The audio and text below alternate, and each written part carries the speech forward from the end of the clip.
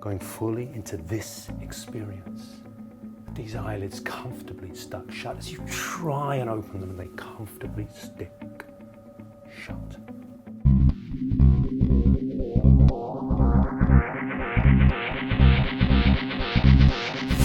Hey guys, how's it going? This is James Tripp with a video for James Tripp Chaos Wave. I have a clip to share with you here. It's taken from the recordings of a workshop I did last year called Hypnosis and Personal Alchemy. Now I'm releasing these recordings in a few days' time, and as I was going through them, this clip jumped out as something I might want to share here on YouTube. What you're going to see in this video is me facilitating a full room eye lock, and then you're going to see the debrief afterwards. Now this is a useful piece to share here whether you're interested in self-hypnosis or working with other people, because obviously I'm facilitating the room, so you're going to get to hear the language I use, note the non-verbal communication. You're also going to hear a debrief afterwards where I unpack some of the reasons for my language choices, some of the attitudes I have when facilitating something like this, and ultimately we're coming to the point as to why I'm sharing this in a self-hypnosis workshop, and it's to do with the absorption of experience. That's why we're doing the exercise, because when you can absorb yourself fully in a particular reality, if you can absorb yourself fully in one reality, you can absorb yourself fully in any realities that are going to serve you going forward in your life. So this is why it's in the self-hypnosis and personal alchemy workshop. Okay, let's check out this clip. So I'd like to invite you to sit square in your chairs. Put your feet flat on the ground.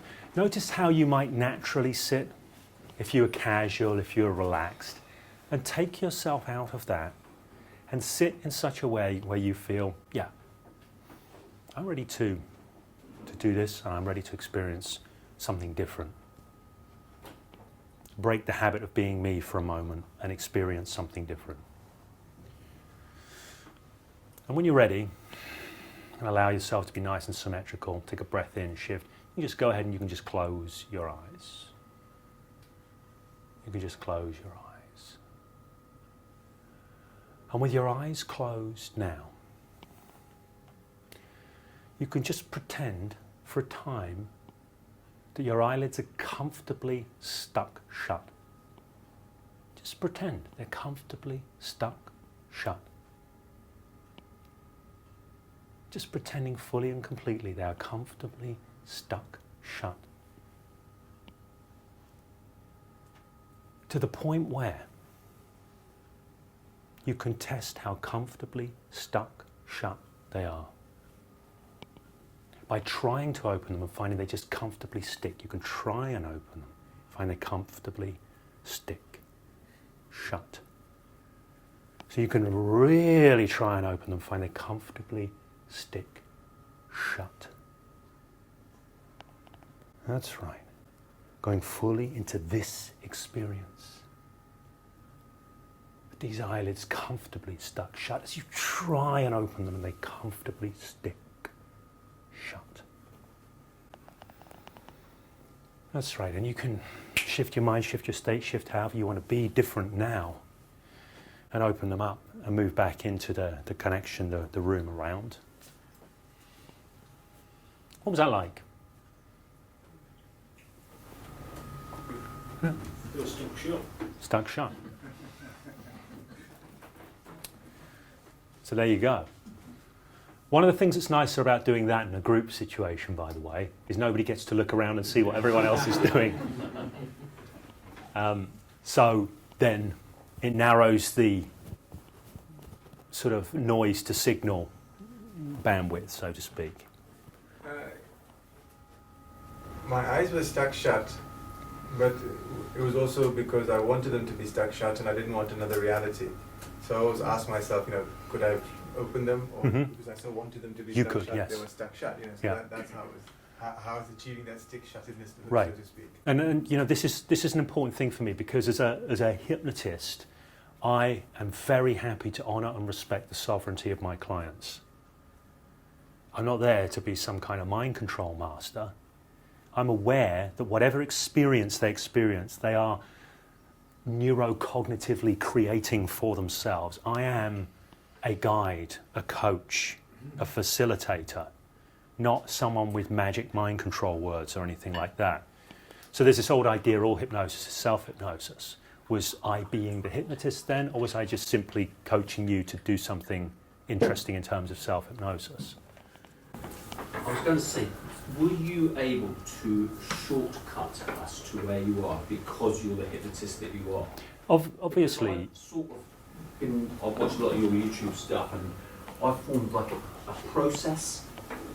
So it's like I was just saying to Miles just now, is we go through the breathing compliance, then pacing and leading your experience, and then into the absorption into that moment. So for me, that was a process, but you just went, blah, blah, blah, do that. I still did it, and I still experienced it. Yeah. But was that because of who you are and how I was able to just go there like that? There's a whole bunch of variables. That I wouldn't necessarily be able to achieve. Look, there are a whole bunch of variables. There's nothing. What I want to do is I want to remove as many barriers as possible to you achieving what you want to achieve. I want to avoid saying things which are likely to be messing with your experience too much. That's why I don't use a lot of metaphors coming on my end. I don't say anything about glue or anything like that, unpleasant stuff like that, because they can get in the way. So that's you doing that, and I want to be as elegant as possible in inviting you to engage in that way. I want to remove anything that's likely to... The thing is, if I respect you and your sovereignty and you as a human being and you as the creator of that experience, you're going to find it a lot easier to enter that experience than if I'm acting like some arsehole that can control your mind, right? So I just want to be... I am being elegant, but there's nothing I'm doing that's making you have that response. I am going to be as elegant as I possibly can in facilitating that, if that makes sense. The phrase comfortably stuck was that what triggered experience for me. It's because I wanted that comfort. So I wanted to keep feeling comfortable. So it wasn't like it was stuck. It was like I wanted to have that comfort.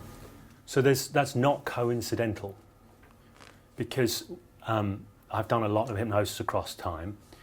The workshop I did in Edinburgh earlier in the year was called the Precision Elicitation of Hypnotic Phenomena. Every word I choose for a reason. Every word I'm aware is influencing people's experience of reality. So there's a number of different ways somebody could experience their eyes being stuck. There's a number of different ways they could experience that moment. I could be there going, in a moment I'm going to click my fingers. When they do, your eyes will be stuck, shut, completely, rigidly, locked, solidly. There's nothing you can do about it. Now, it's going to influence a very different experience. And I want to create an experience which is one that you are going to be motivated to connect with. So I'm not going to want to dominate you. I'm not going to want to create experiences that might not be pleasant for you, because they're all going to be barriers. So when I say comfortably shut, I'm aware that having your eyes stuck shut could be quite an unpleasant experience for some people. So I want to make sure that it is quite the opposite of that, and it's a pleasant experience. So again, it's all about ideas. As a hypnotist, every word I say is seeding an idea. Ideas create experience. Every idea that we think for ourselves seeds and creates experience. It's all the same process. What you're being gracious enough to do when you participate in a process like that is to allow yourself to take the ideas I'm offering and actually going with them. You could easily go against them. I respect the sovereignty of the people I work with. You know, if you're doing self-hypnosis as well, respect your own sovereignty. There's no rule in the universe that says you have to do what you're about to do. There isn't. You could step outside, you could do something different. Yeah. It's just the idea around hypnosis for most people is that you end up doing things that you don't necessarily want to once you're being under hypnosis. Did Amy want to lift her hand up? See, want is an idea in a trance in and of itself. This is the thing. All the ideas that people have about hypnosis are hypnosis about hypnosis. They're trances about trances. This whole thing, once you scratch the surface, as my friend Melissa says, this shit is all made up. This moment is made up in your mind, in my mind. How people think about hypnosis creates their experience of hypnosis. So, you know, people do have these ideas about hypnosis, and sometimes those ideas can work well to get that person to engage and have an experience, and sometimes they don't. When I do hypnosis with other people, I usually blow all pre-existing frames about hypnosis off the table. I will tell them, I will say, you know, people think that hypnosis is about X, Y, and Z, you know, or people have a very 19th century view of hypnosis, and, you know, really hypnosis is just about this. Or I might say hypnosis doesn't really exist, at least not like you see in TV and films, because I want people to let go of their baggage and open up to possibility, to what they can engage with, what they can create.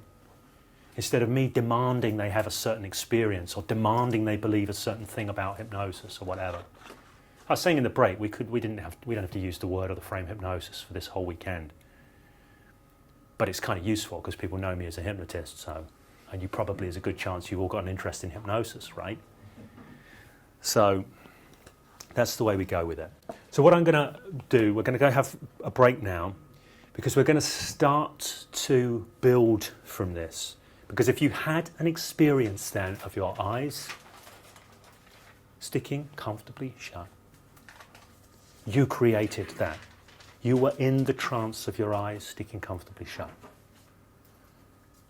And if you can create that, if you can engage with that, you can create any trance you like. So there it is, there's an eye lock, there's the debrief. If you like this video, if you learned something from it, give it the thumbs up, please do. If you have any questions about anything you've seen here, you'd like to start up a conversation about anything you got from the video, please do make use of the comment section below. For more videos like this and beyond, if you want deep knowledge on using your mind to shape your life, make sure you subscribe to this channel, James Tripp Chaos Wave, hit that notifications bell, and until we speak again, keep on creating your life.